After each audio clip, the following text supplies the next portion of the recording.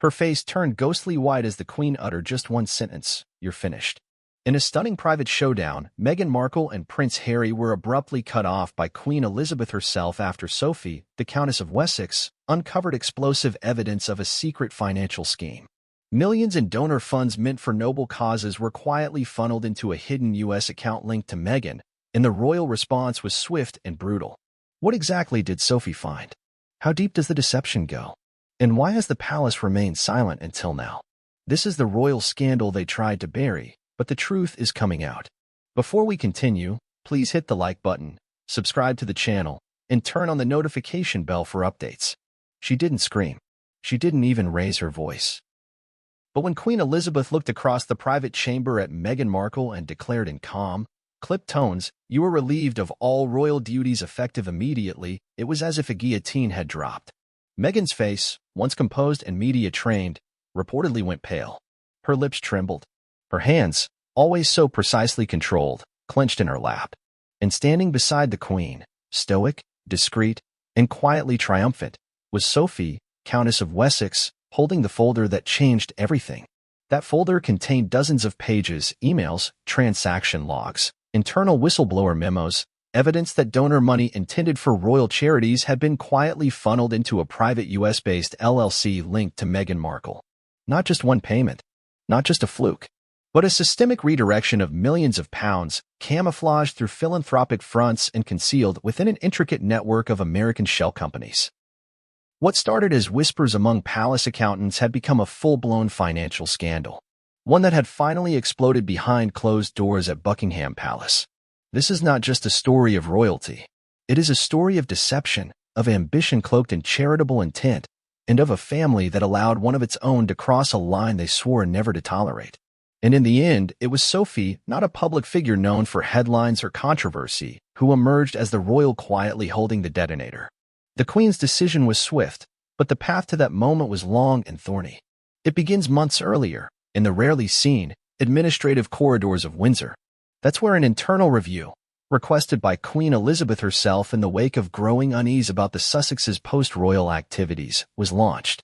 No press, no public memo, just a quiet directive: follow the money. Because if there was one thing Her Majesty learned from 70 years on the throne, it's that people may lie, but numbers do not. It started small. An odd delay in reporting donations from a joint Sussex Foundation initiative in California. Then inconsistencies between amounts reported by UK-based donors and the receipts filed overseas. At first glance, the amounts weren't catastrophic. A few thousand here. An unexplained expense there. But when Sophie volunteered, to liaise with the accounting teams and help cross-reference the philanthropic ledgers, she noticed a pattern. A disturbing one. It appeared that several major donations, including funds earmarked for veteran support and women's education programs, causes publicly championed by Meghan, were never actually deployed to their intended recipients. Instead, they were moved into a holding account under the name of a Delaware-based LLC, operating under a generic label, Emergent Initiatives Corp. A deeper search revealed that the registered agent had also served in administrative roles for Archwell, the Sussex's primary nonprofit brand. Still, nothing definitive yet. Sophie, known for her discretion and sharp intellect, requested further cross-border financial cooperation. Quietly, without the media, without fanfare. What she uncovered in the following weeks left her shaken and resolute. The LLC wasn't just an accidental overlap. It had been opened just weeks after the Sussexes' exit from royal duties, using a business management firm known for representing Hollywood talent and Silicon Valley startups, not charities. The same LLC had received not one, not two, but over a dozen large lump sum deposits totaling £4.6 million over a period of 18 months. Each time the transfer was initiated, the source was listed as a UK-based charitable fund tied to projects where Meghan was the face. But it was the internal whistleblower document. An encrypted email sent by a junior staffer at one of the Sussex's overseas partnerships that shattered any remaining doubt. The subject line read, "Redirection of donor funds." The message laid out, in concise and damning detail, how the recipient was ordered to process donor cash through approved third-party vehicles to maintain discretionary control of distribution. In other words, Move the money to where only Meghan and her team could touch it. It was a cash grab dressed in a cause. And so, Sophie did what few others in the royal family had the nerve to do. She took the findings straight to Queen Elizabeth. Not through intermediaries. Not in whispers. But face to face. They sat in the Queen's private study on a rainy Wednesday afternoon. According to one palace insider, the Queen read the documents twice. Once slowly, the second time silently mouthing the words, her expression tight. By the time Meghan and Harry were summoned for the emergency meeting, the Queen had made up her mind. What happened next was swift, clinical, and unprecedented. While the public still believed the Sussexes were on an extended sabbatical from royal duty, the Queen stripped them of any remaining honorary affiliations. Titles wouldn't be revoked publicly, that would be too dramatic, but their names were quietly removed from multiple trust boards. Invitations stopped arriving. Legal inquiries were made into the future use of the term royal in their branding. Behind the scenes, legal advisors began gathering documentation to block Archewell from receiving any more UK-based funds. Meghan, blindsided, tried to mount a defense. Sources say she called the documents taken out of context, claimed the LLC was inactive, and accused Sophie of having a personal vendetta. But the Queen reportedly cut her off with a simple phrase, "The monarchy cannot be bought." Prince Harry, caught in the storm, said little. His silence was described by insiders as shame mixed with disbelief. Outside the palace, the media knew nothing, yet. But inside, the walls were shaking.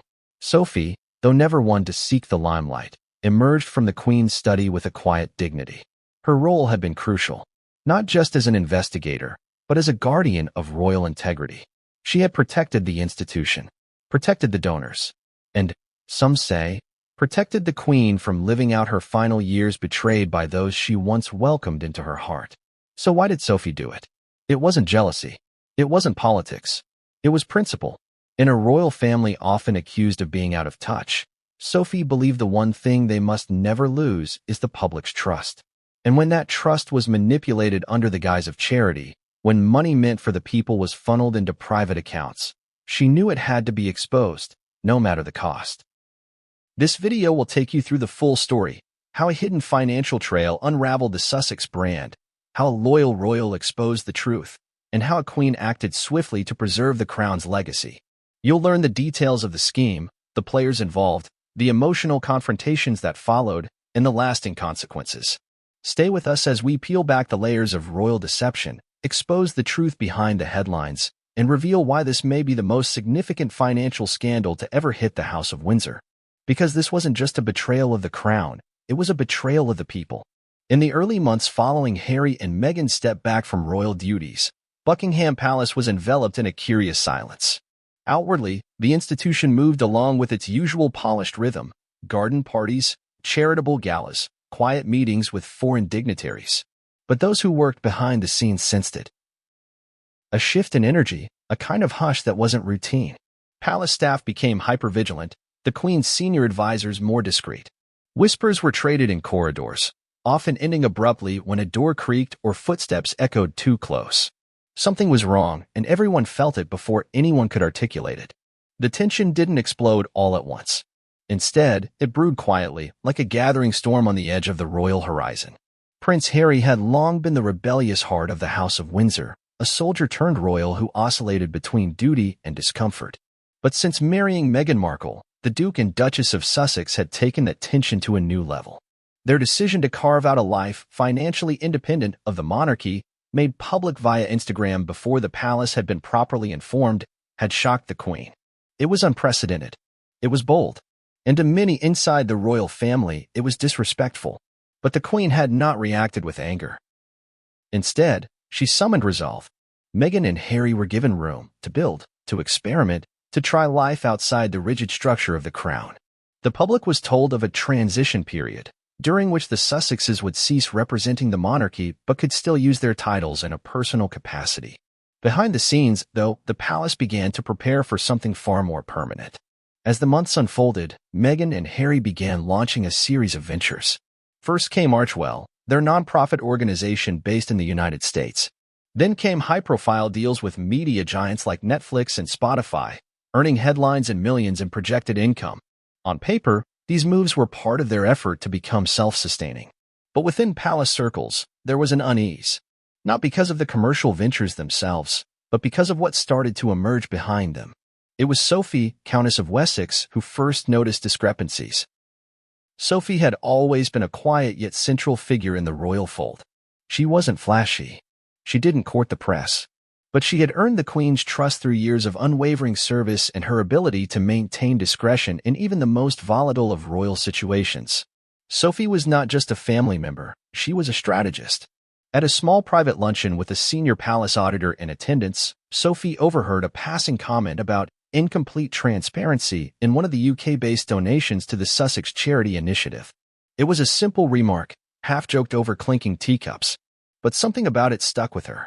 After the lunch, Sophie made a private call to the auditor and asked to see the preliminary donation records. Nothing dramatic, just a second pair of eyes, she said. That's when she saw it. A £250,000 donation from a prominent British philanthropist, meant for a women's vocational program in London. Marked as received in the donor's records but conspicuously absent from the Sussex financial summaries. There was no receipt of deployment, no documented initiative in the charity's quarterly report. The money, it seemed, had vanished into the ether. Sophie didn't make any accusations. Not yet. She was careful, methodical. Over the next several weeks, she requested to cross-verify donation trails between various projects tied to the Sussex Foundation. The results were troubling. Time and again, sizable donations were listed by donors but never reflected in Archwell's public reporting. At first, they thought it might be a simple delay in international processing. But when months passed without clarification, it became evident that something was being hidden. It was during this discovery process that Sophie realized how isolated Meghan and Harry had become from the rest of the royal family. Communications with the palace were increasingly filtered through lawyers and publicists. Their presence at royal events grew rare, and when they did appear, they seemed distracted, on edge, as though always calculating their next move. The Queen herself had begun to express disappointment, albeit in private. While she had granted Harry and Meghan the space to grow independently, she had not expected them to commercialize the Sussex title to such an aggressive degree. The merging of charity, profit, and celebrity felt antithetical to everything the monarchy was supposed to stand for. But at this stage, she remained hopeful it was all a misunderstanding, a product of youthful ambition rather than deliberate deception. Still, behind that hope, the Queen authorized a quiet review of the Archwell Foundation and any financial ties it maintained with UK-based entities. Sophie was asked to assist, given her discretion and analytical skill. It wasn't a formal investigation yet, just an internal audit. But what Sophie uncovered during this period was more than just a paperwork error. It was a roadmap to something much bigger. The tension in the palace grew more visible as whispers spread about a potential financial breach. Meetings between senior advisors began to occur behind closed doors more frequently. Prince Charles was notified of the early findings. William, though reluctant to re-engage after the personal rift with Harry, was briefed as well. What had started as an awkward departure from royal protocol now bore the stench of something far more egregious, potential misuse of charitable funds. Staff noticed the change in tone during morning briefings. Couriers arrived with sealed manila folders. Emails became increasingly encrypted. And through it all, Meghan and Harry seemed oblivious, or perhaps willfully disconnected, from the storm forming behind them. Publicly, the Sussexes were still riding a wave of influence. Their interviews trended globally. Their business deals were praised by progressive media outlets. Meghan's children's book had just hit bestseller lists, and the couple had released statements about compassion, empathy, and global healing. To the outside world, they were the image of a modern, conscious power couple. But within the palace, there was growing fury. Not because of their fame, but because of the contradiction. The public image of philanthropy was, behind closed doors, at odds with what Sophie's records were beginning to reveal. Donations had been rerouted. Projects remained undeveloped. And the paper trail, intentionally or not, had been obscured. Sophie's access gave her the leverage she needed. She contacted several of the charities that were listed as partners by Archwell and asked for verification of involvement. A surprising number either denied receiving funds or had never collaborated with the Sussexes at all. Some said their names were used without direct permission. A few even said they'd tried to contact Archwell for clarification but received no response. With each new discovery, the Queen's patience wore thinner.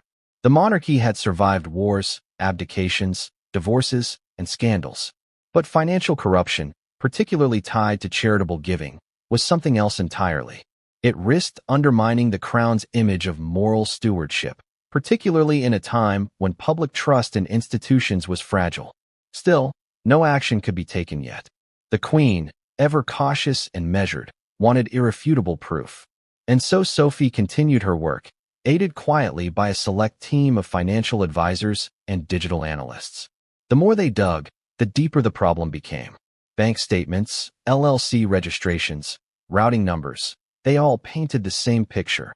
Money donated under royal pretense, quietly flowing to American accounts. It was the calm before the explosion. Palace life continued on the surface. Garden walks, portrait unveilings, dinners with visiting dignitaries. But beneath it all was a wire of tension pulled tight, a sense that something irreversible was about to happen. Meghan and Harry, once regarded as symbols of modern monarchy, were now being looked upon by insiders as liabilities. And in the eye of that storm stood Sophie, measured, meticulous, and unshakable. By the time the Queen called for the private audience that would change everything, there were no more doubts. Only choices. The kind no monarch ever wants to make, but must. For the sake of the crown. For the sake of the people. And for the sake of the truth. It began in the least likely of ways, not with a bombshell revelation or a dramatic confrontation, but with a single sheet of paper misfiled in a stack of routine palace correspondence. It was a donor acknowledgement letter, printed on Archewell Foundation letterhead, addressed to a small British charity specializing in post-trauma recovery for female veterans. The letter thanked them for a recent collaboration and stated that a grant had been issued on their behalf to support mental health programming for disadvantaged women in inner-city London. Sophie, Countess of Wessex, wasn't even meant to see it. She had been helping sort materials for an upcoming royal briefing on charitable initiatives involving various working royals.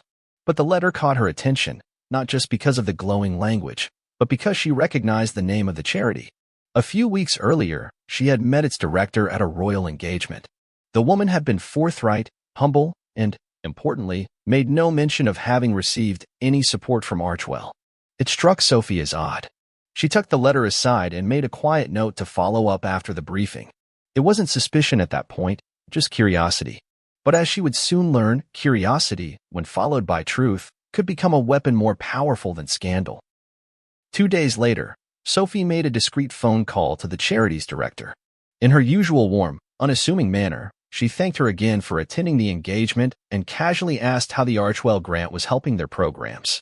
There was a pause on the other end of the line, then confusion. "I'm sorry, Your Royal Highness," the director said slowly. "We've never received a grant from Archewell. We've tried reaching out to them, actually, after they listed us on their website without notice. We assumed it was a mistake." That was the first red flag. A letter acknowledging a non-existent grant. A public association not backed by actual collaboration. Something didn't fit.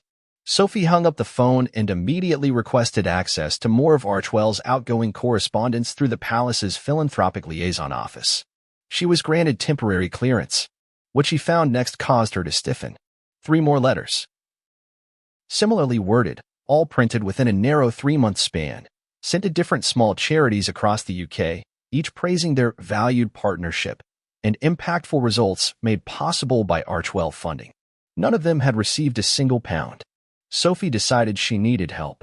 She contacted one of the Queen's trusted financial advisors, a seasoned auditor named Bernard Troughton, who had been involved in prior investigations into financial compliance within royal charities. She asked him to conduct a parallel trace of Archewell's UK-linked financial activities and compare those against public disclosures in the US. It was a laborious task, complicated by the Sussex's new independence and the fact that Archewell operated primarily under US jurisdiction. But Sophie was relentless. Every late hour she carved from her schedule was spent poring over records, donor reports, public grant filings, digital receipts. Troughton's findings, though incomplete at first, soon revealed something deeply troubling.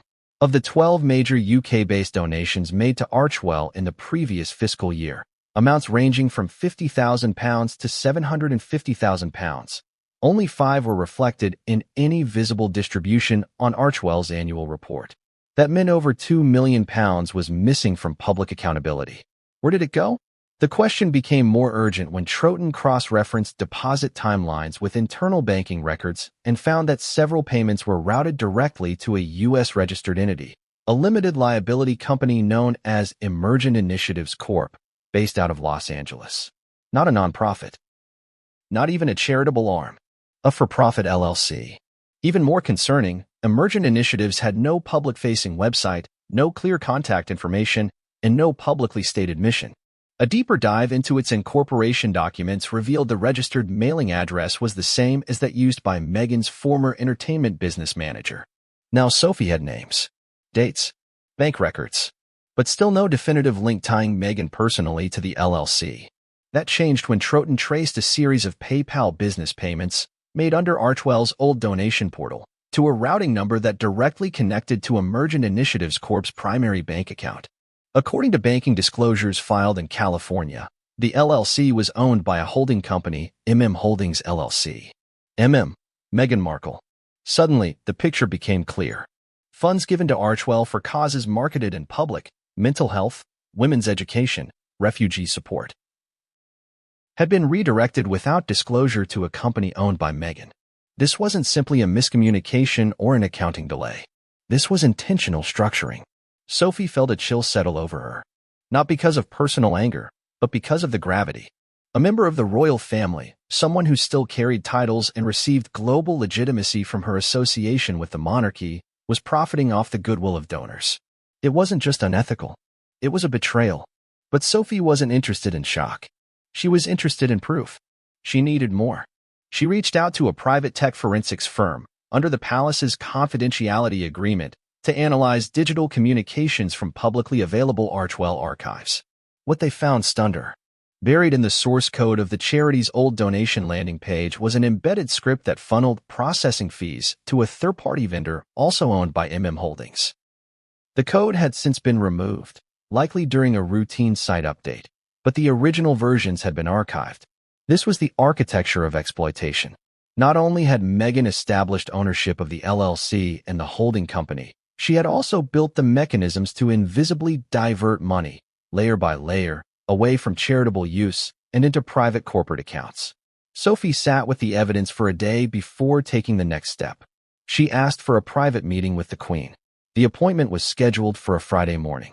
The sky over Windsor was gray, the air damp with a misty drizzle. Sophie arrived without fanfare.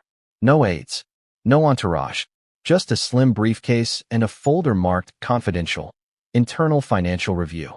The Queen greeted her in the study, as she always did, without pretense, without excessive formality. It was just the two of them.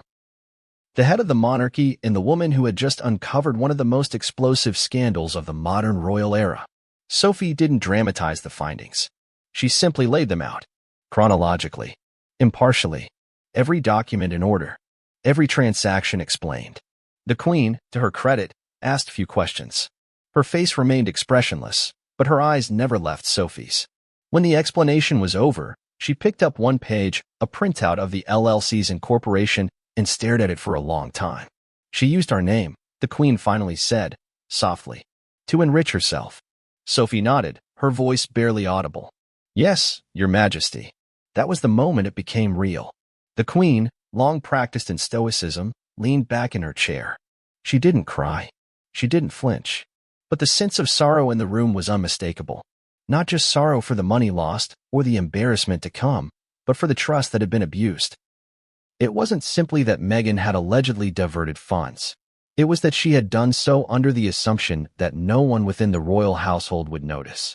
That the palace, with all its protocols and ancient traditions, was too archaic to catch up to the digital age of modern financial concealment. But Sophie had noticed. And now the Queen knew. That day, Sophie didn't return to her royal residence. She stayed in the palace, at the Queen's request. The next morning, a small, high-security meeting was held with 3 senior advisors, the royal legal team, and a silent Prince Charles. The documents were reviewed again. Quiet discussions began on how to proceed, not only to address the internal betrayal, but also to prepare for the media storm that would inevitably follow. But that storm was still to come. For now, the discovery had been made. The secret was exposed, and the Crown, once again, was preparing to defend itself, not against a foreign threat, but against one of its own. From the moment Archewell was publicly unveiled, it had all the hallmarks of a grand philanthropic venture: glossy branding, a sleek website, messaging that spoke to compassion, social impact, and redefining community. The Sussexes had promised the world a new model of charity, one that was bold, modern, and rooted in their personal values. To the casual observer, it seemed authentic. After all, who wouldn't trust a couple that had spoken so frequently of mental health, women's empowerment, and global responsibility? But beneath the surface, the reality was far less inspiring. The word charity carries a particular weight in royal circles. It is not just a gesture, it is a duty. Royals do not simply support causes, they become the face of them. Their involvement lends legitimacy, unlocks funding, and draws attention to those in need. That is why charitable work is considered one of the most sacred parts of royal life. So when Archewell emerged as Meghan and Harry's signature initiative, it was not just a new organization, it was their legacy pitch. In their announcement, the couple emphasized that Archewell was founded to drive systemic cultural change across all communities, one act of compassion at a time. The language was beautiful, the mission expansive, and the financial support came pouring in. British donors, American supporters, and even corporate backers contributed millions in the belief that their money would go directly to on-the-ground programs. But what many of these donors didn't realize was that Archewell was not, strictly speaking, a traditional charity. It was structured as both a nonprofit foundation and a for-profit media entity. This hybrid model allowed them to operate under looser reporting standards in some regions. Archewell Foundation was tax-exempt, but Archewell Productions and Archewell Audio subdivisions tied to their commercial contracts with streaming platforms were not. To the public, these lines blurred easily. Meghan and Harry made no clear distinction between their Netflix documentaries and their supposed charitable efforts. Their website lumped together media content and social programs in the same breath, creating an aura of unity that masked a more fragmented truth. Donors didn't always know where their money was going. The landing page for donations, active in Archewell's first year, had few details. Contribution receipts often contained generic language. For some smaller donors, emails sent to the listed support address received no response. And as Sophie and her team would later uncover, several partner organizations listed on the site had never received funding or had minimal one-off contact. The strategy, as it turned out, was all about image. Archewell didn't need to operate with the accountability of a deeply embedded charitable institution because it leaned on the public trust the Sussex name still carried. It relied on Meghan and Harry's association with the British monarchy to imply credibility even after their royal exit. They had created a royal-adjacent brand in exile, one that wore the crown's values without its scrutiny. Sophie's investigation revealed a disturbing trend. Many of the public-facing initiatives announced by Archewell were either symbolic or non-existent. For example, a much-publicized pledge to build a community kitchen for immigrant women in East London had no construction permits filed. The land referenced in the press release was never secured. Another promise, to provide tech access for underprivileged youth, cited donations of hundreds of devices, yet no partner schools or community centers could be found to confirm receipt. The stories were crafted, the press releases written, but the follow-through was often invisible. One whistleblower email referenced a tactic used by a former Archewell associate: make it sound real. Have a quote ready. If anyone checks, we say the funding's in process or that we're still assessing impact. This strategy allowed the organization to generate headlines while delaying or diverting actual results. In financial statements filed in the United States, Archewell listed programmatic expenses under vague descriptions: public awareness, impact development, and strategic partnerships. When broken down, Sophie's team noted that large portions of these expenses were allocated to brand consultants, travel costs, and speaking engagements. In short, Meghan and Harry's public appearances, book tours, and podcast launches were being folded into the narrative of charity. The most jarring example came from a 2022 campaign that claimed to have supported over 10,000 women through trauma-informed care workshops. Yet the only recorded expense for this initiative was a single consulting fee paid to a US-based firm with no healthcare credentials. No workshop dates were published, no curriculum shared, and no follow-up evaluation was conducted. To Palace insiders, the pattern became undeniable. Archewell wasn't primarily a philanthropic engine, it was a public relations tool. Its programs were aspirational more than operational. And in many cases, the money being donated for these causes was never reaching those in need. What made this deception particularly painful was that it weaponized goodwill. Charities, unlike businesses, are built on trust. Donors give not for profit, but because they believe in a cause. Archewell had positioned itself as a beacon of modern generosity, but beneath the branding, it was operating like a personal ATM for image management. The real tragedy, however, wasn't just the redirection of funds, it was the lost potential. Meghan had captivated global audiences with her speeches on feminism and mental health. Harry had drawn on his own trauma to champion veteran support. They could have genuinely built something revolutionary. But instead, they chose shortcuts. They sold the appearance of impact without delivering the substance. Back at Buckingham Palace, Sophie worked late into the night reviewing these discrepancies. She wasn't a cold investigator. She had, like many in the royal family, hoped Meghan and Harry would find meaningful purpose outside the monarchy. But now she was faced with the evidence of a carefully curated illusion, one that not only damaged the Sussex name, but cast a shadow over the entire institution. The Queen, when briefed on the nature of the Archewell findings, reportedly said only one sentence: they did not honor the name they were given. And it was true. The Duke and Duchess of Sussex had been granted global visibility not through hard-earned success, but through the gift of royal status. That status carried an implicit expectation: to serve, not to exploit. But Archewell had flipped the equation. Service had become branding. Charity had become narrative fuel. Even more infuriating to senior royal aides was how the press had been manipulated. Carefully timed photo ops, polished Instagram videos, and strategic partnerships with sympathetic outlets ensured that Archewell remained shielded from criticism. Anyone who dared question its operations was labeled as toxic, anti-progressive, or driven by racism. The brand was wrapped in ideological armor, making legitimate scrutiny nearly impossible. But Sophie's investigation pierced through that. Because numbers, unlike narratives, don't lie.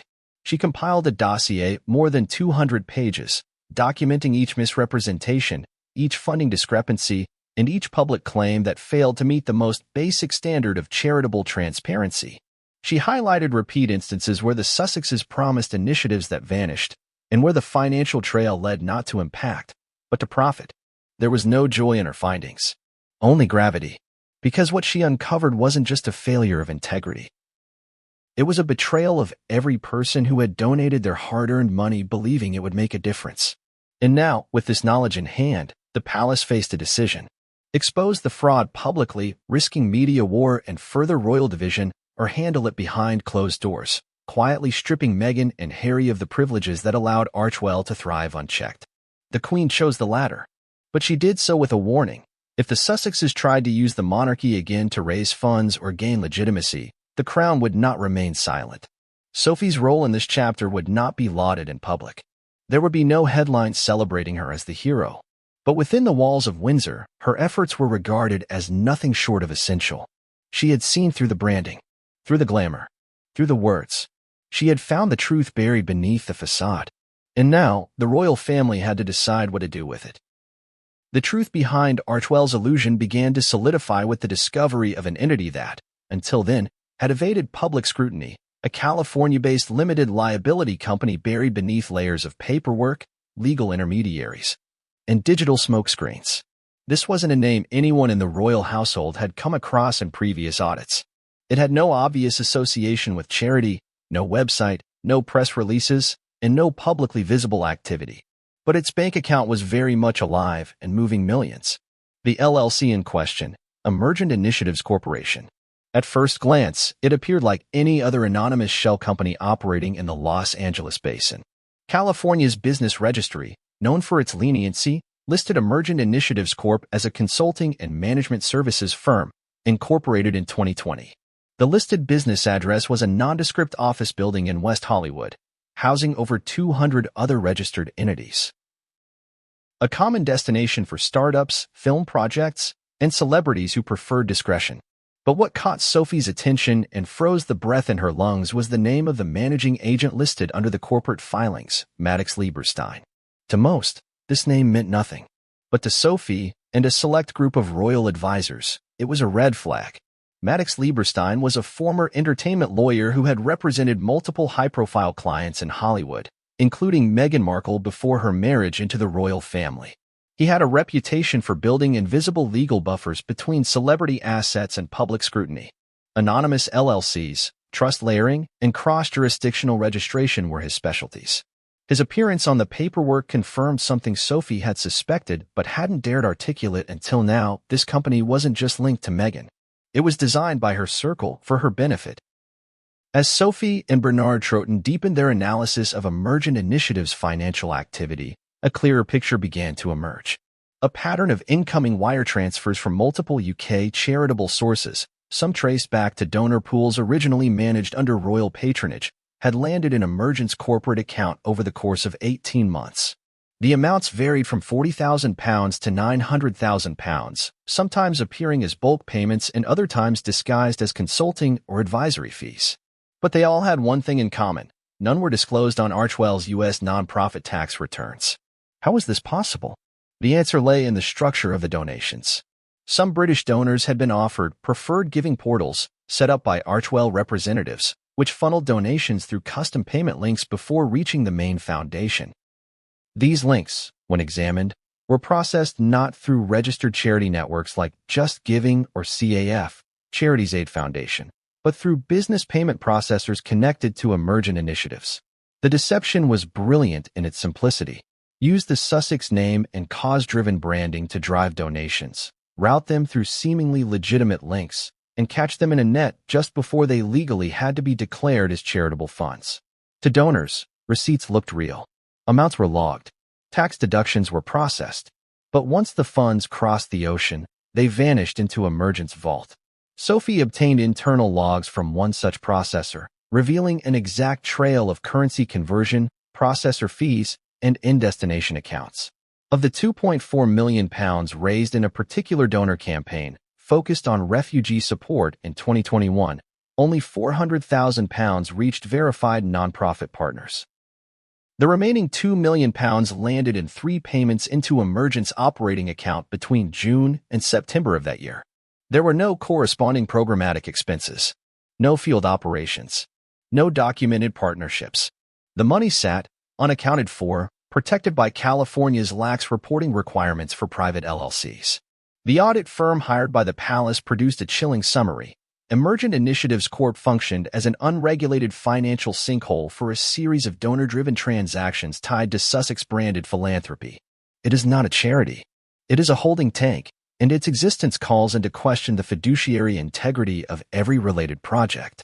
At this point, the legal ramifications became impossible to ignore. While Emergent had done nothing illegal under U.S. law, since LLCs are not required to publicly disclose ownership or spending unless subpoenaed, it presented a massive ethical breach. Even worse, if Meghan was proven to be the beneficial owner of Emergent Initiatives, then her role in redirecting public donations under false pretenses could trigger investigations both in the U.S. and the U.K. That final piece of proof came through a bank document that, under most conditions, would have remained locked behind privacy barriers. But Sophie had allies, quiet, powerful ones. A whistleblower from within a financial firm based in Beverly Hills reached out under conditions of strict anonymity. He shared an internal compliance report triggered by irregular account activity involving Emergent Initiatives. One detail stood out. The authorized signatory listed on 2 separate fund transfer requests was Rachel M. Markle, Rachel Meghan Markle. It was no longer a question of implication. It was confirmation. Now there was a direct link between Meghan Markle and the LLC absorbing donor funds. The signature, the transfer record, the overlapping timelines, each one corroborated the structure of a scheme built not only to enrich, but to obscure. Back in London, a meeting was convened with the Queen's private counsel, representatives from HM Revenue and Customs, and a small team of constitutional advisors. The monarchy was walking a razor's edge. While the Queen could not initiate a criminal investigation on foreign soil, the presence of UK-based donors and the use of Royal Link branding opened the door for a case of cross-border fraud or, at minimum, gross charitable misrepresentation.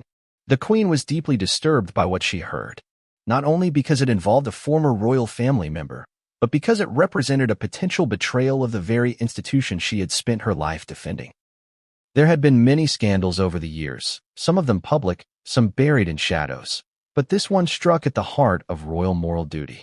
To deceive the people who gave money out of goodwill, to redirect funds away from causes that were promised aid, that was unconscionable.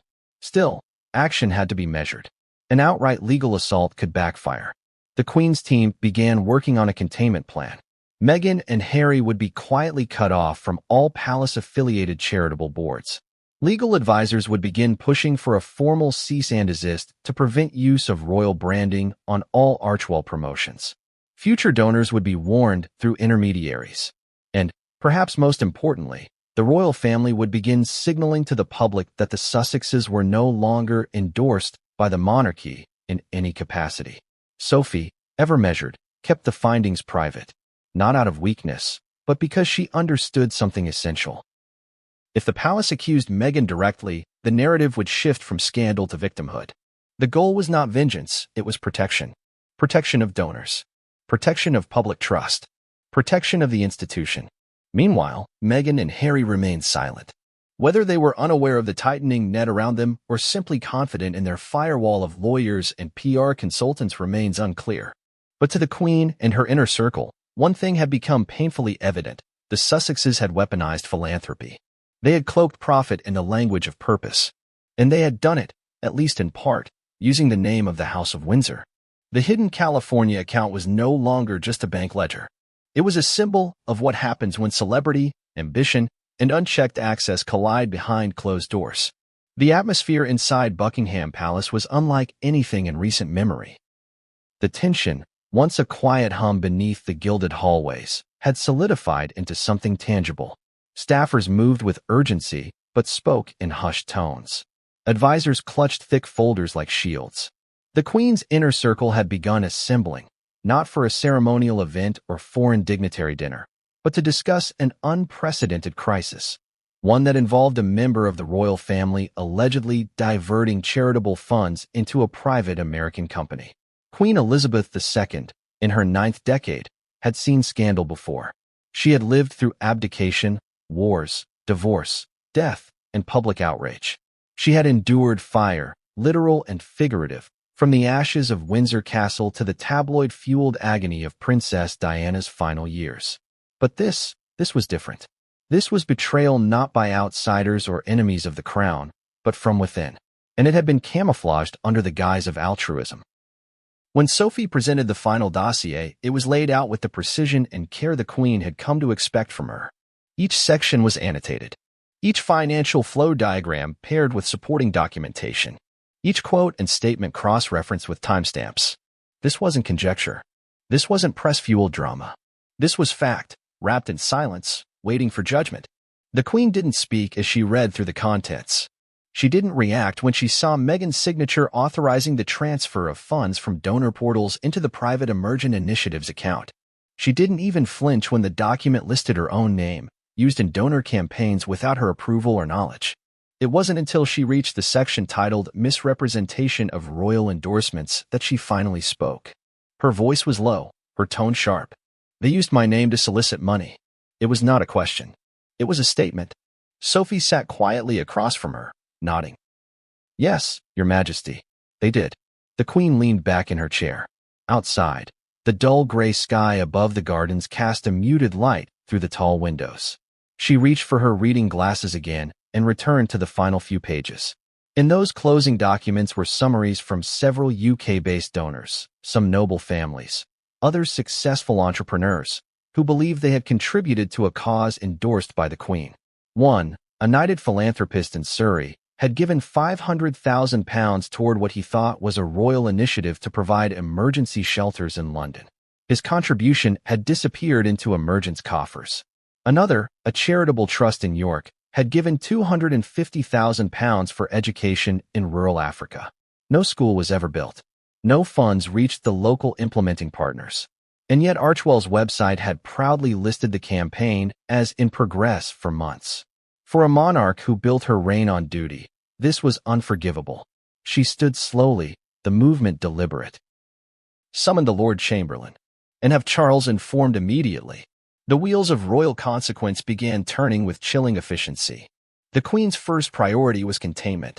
The Sussexes, though officially no longer working royals, still held their titles and, in the eyes of the public, were tied to the monarchy's image.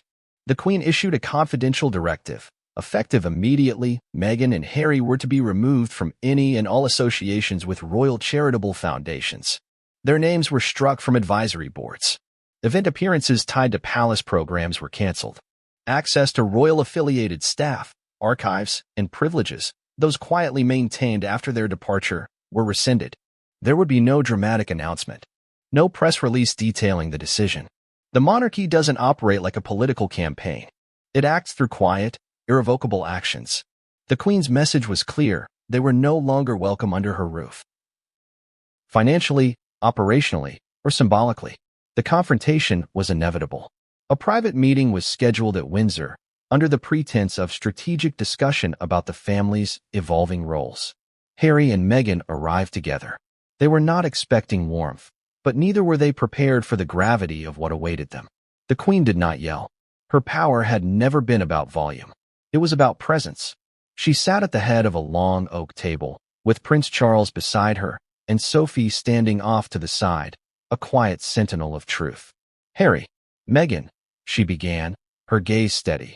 "We have reviewed documentation concerning financial discrepancies linked to Archwell and associated entities in the United States." There was silence. "You have redirected donor funds given in good faith by the British public and others abroad, to a private account registered to a company owned by you, Meghan." Meghan's mouth opened, as if to object, but no words came. "I have the signed documents, the bank records, the donor complaints, the fabricated partnerships, the false endorsements. It is all here." She tapped the folder in front of her. "Do you deny it?" Harry looked stunned. His eyes darted between his grandmother and Meghan. Meghan, her voice now quiet, said, "There must be some mistake. The business structures were complex, legal, separate from—" "No," the Queen interrupted, her tone sharper now. "You made them complex so they could not be followed. But they were. Sophie followed them." A pause. "And so did I." Meghan's face paled. She reached for Harry's hand under the table. He did not move. Effective immediately, the Queen continued, "You are removed from all remaining royal patronages. You are no longer permitted to use any royal designation in fundraising. You may not attend public royal functions unless formally invited. Archwell will be prohibited from partnering with any Crown-affiliated organizations, in any form, without legal vetting and explicit permission." A heavy breath filled the room. "I will not pursue criminal charges yet. But understand this. If a single further deception tied to this family comes to light, that may change." Harry finally found his voice. "Granny, I didn't know all of this. I didn't." The Queen held up her hand. "You were warned. You were told to take care, to act with honor, to protect the dignity of your name. You chose not to listen. And now, the price will be paid." The meeting ended within minutes. No tears. No reconciliation. No warm goodbyes. As Meghan and Harry left the castle grounds that afternoon, palace staffers observed a striking change in their appearance. Meghan, normally poised and photo-ready, appeared shaken. Her jaw clenched, her steps rushed. Harry walked behind her, head down, saying nothing. Inside, the Queen returned to her study. Sophie stayed behind, closing the folder and gently placing it back into the drawer from where it had come. "You've done the Crown a great service," the Queen said softly. Sophie merely nodded. But the Queen wasn't finished. She turned to Charles and said, "We must ensure this never happens again. We must modernize the monarchy's relationship with charity. It must be transparent, accountable." And from that moment on, a new protocol was born: charity reviews for all royal-affiliated initiatives, quarterly disclosures, independent oversight boards. Meghan and Harry's actions had not only severed their ties with the institution, they had forced it to evolve in ways it had long resisted. For Queen Elizabeth, it was a painful necessity. But she understood something her ancestors had learned the hard way: adapt or perish. The Queen's reaction was not about vengeance. It was about protection, not of her image, but of the people, the donors, the charities, and the millions who still looked to the monarchy as a symbol of trust. This was her message to them. "You will not be lied to in my name. Not while I live. Not while this crown still rests upon my head." In the hours following their silent departure from Windsor Castle, Meghan and Harry found themselves at the center of a storm they hadn't yet seen coming. It was quiet, contained behind high palace walls, but it was also lethal, crafted not for tabloids or the court of public opinion, but for those who mattered: donors, international institutions, and the inner web of allies and supporters who had, up until this point, treated the Sussexes like royalty in exile. Meghan's face was pale as they rode in silence through the private gate. Harry sat next to her, but he wasn't holding her hand. Neither one spoke for several minutes. The Queen's words hung in the air, too heavy to ignore and too sharp to dismiss. The moment they got back to Frogmore Cottage, Meghan did what she had always done when cornered. She reached for her inner circle, her team. The first call was to their US-based legal advisor, a white-shoe attorney in Los Angeles with deep experience in crisis management and defamation law. Meghan explained the palace's accusations, not fully revealing the scope of the evidence but framing it as an orchestrated character attack being driven, she suggested, by jealousy and internal family politics. Her legal advisor listened patiently before offering measured counsel. "We'll need to see the documents before we respond. But if the palace leaks any of this, we'll strike back fast." Meghan's second call was to her publicist, a woman who had helped navigate her exit from the monarchy and transition into a hybrid identity, part philanthropist, part influencer, part businesswoman. This time, Meghan didn't sound composed. Her voice wavered. "They're trying to make us villains," she said. "They're going to crush everything we've built." But not all was panic. Meghan knew the power of a counter-narrative.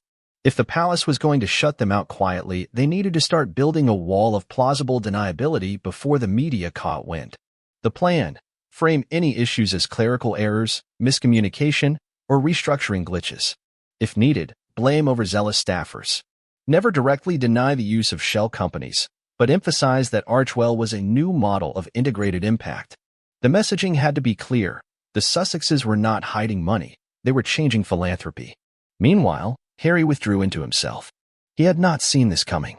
While he had often bristled at the institution, he had never truly believed the Queen, his grandmother, would sever him so completely. The meeting had stripped away the final remnants of royal protection, and now he was left standing in the shadow of choices he barely understood. Still, Harry was not just a bystander. He had sat through the briefings. He had signed off on the media plans, on the language used in Archewell's campaigns. But he hadn't followed the money. That had always been Meghan's world, structured by her attorneys, managed by consultants she'd trusted for years. It wasn't that Harry had been blind. He had been passive, choosing to believe the system would sort itself out. That belief, he now realized, had cost him everything. Meghan tried to rally. She convened a strategy call with their core media advisors and brand managers. "We can't wait for the palace to move. We get ahead of it." Her plan was bold. Schedule a primetime interview. Not with a British outlet, but with a trusted American anchor who could frame the story sympathetically. Meghan would speak of the pressure they faced trying to transition into financial independence. She would talk about the chaos of their departure from the royal family, the lack of support, and the constant scrutiny. She would position Archewell not as a failed charity, but as a misunderstood innovation. If the press asked about the California account, the narrative would be this: all funds were used transparently and legally for strategic impact through third-party entities, in line with U.S. charitable standards. "We've done nothing wrong," she repeated. "It's just complicated. And they don't understand complicated." But it wasn't enough.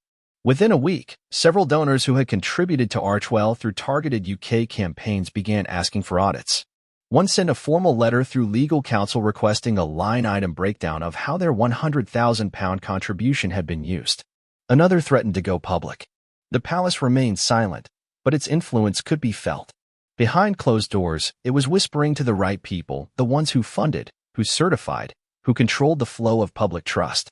Meghan shifted into defense mode. Statements were drafted. Carefully worded messages were sent to previous partners. "We are in the process of a robust internal review," read one email, "to improve transparency and refine our giving strategy." It sounded polished, but it didn't answer any real questions. In interviews that followed, Meghan subtly began to plant her counterattack.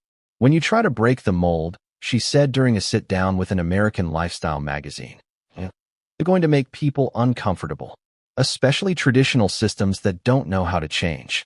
The quote was shared widely. Her team ensured it reached social media influencers, journalists, and progressive commentators. Some rallied around her, but many didn't. The credibility gap was growing. Meanwhile, Harry's silence became its own form of tension. The press noticed his absence. In joint appearances, he looked distracted. In solo interviews, he dodged questions about finances with vague phrases like, "We're still learning how to manage the new model," or "We have a great team helping us." It wasn't working. Archewell's brand was beginning to erode. Corporate sponsors started to pull back. One major streaming partner paused a pending production deal, citing alignment concerns. A nonprofit in Canada that had once proudly touted its partnership with Archewell removed the Sussex logo from its site. And Meghan's speaking engagements, once commanding six-figure fees, began to face sudden cancellations. And then came the anonymous leak. A digital copy of the original Emergent Initiative's bank record, complete with Meghan's signature, surfaced on an encrypted journalist forum. Within hours, it was circulating among major media outlets. None could independently verify it yet, but the timing was catastrophic. Meghan's team scrambled. "Do not engage," her lawyer advised. "If it's not authenticated, don't legitimize it." But it was too late. The narrative had shifted from royal gossip to serious financial impropriety. The once sympathetic American press turned cautious. Editorials questioned the ethics of for-profit fundraising in the name of philanthropy. Talk shows raised the question, had Meghan and Harry traded the crown not for freedom, but for fortune? In response, Meghan doubled down. In another interview, she invoked her past struggles. "When I was pregnant and suicidal, no one helped me. We've had to build everything from the ground up. People see the platform, but they don't see the pain. It was meant to redirect attention. And for some, it did. But for others, it rang hollow. Because this wasn't about paparazzi or press intrusion. This was about money, public money, charity money, and the optics of a royal couple, still calling themselves Duke and Duchess, moving those funds into a private shell account were too strong to ignore." Harry finally broke his silence during a surprise podcast appearance, trying to defend their work. "We're not perfect," he said, "but we've always tried to do good. That's why we left, to build something meaningful." But when the host asked about the LLC in California, Harry stalled. "I can't speak to the financial structuring. That's not my department." The damage was done. Inside the palace, the Queen watched these interviews with grim resolve.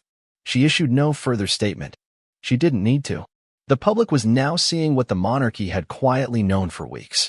Meghan and Harry's side of the story had been crafted with care, built on a foundation of pain, personal struggle, and cultural language. But it couldn't mask the core facts.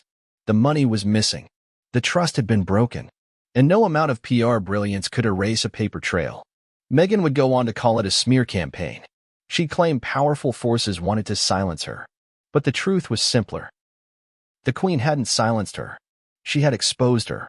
And now, no amount of retelling could change that. In a royal family defined by lineage, ceremony, and tradition, Sophie, Countess of Wessex, had always been something of an outlier. She wasn't born into aristocracy. She didn't carry the charisma of Diana or the sharp media presence of Meghan. Yet, over the years, Sophie had earned her place, not through spectacle, but through constancy. And now, in the wake of a scandal that rocked the monarchy from the inside out, she was being recognized not only as a dependable royal but as a quiet warrior who had done what few dared, confront corruption head-on. The palace had not released Sophie's name in its internal review. There was no press conference, no official citation of her efforts. But information has a way of leaking when the world is desperate for clarity. As the Archewell financial scandal began to make headlines in the British press, insiders began whispering the same name, Sophie. She had conducted the review. She had compiled the evidence. She had taken it to the Queen. And she had stood firm, even as tensions rippled through the royal household. It began with subtle acknowledgments.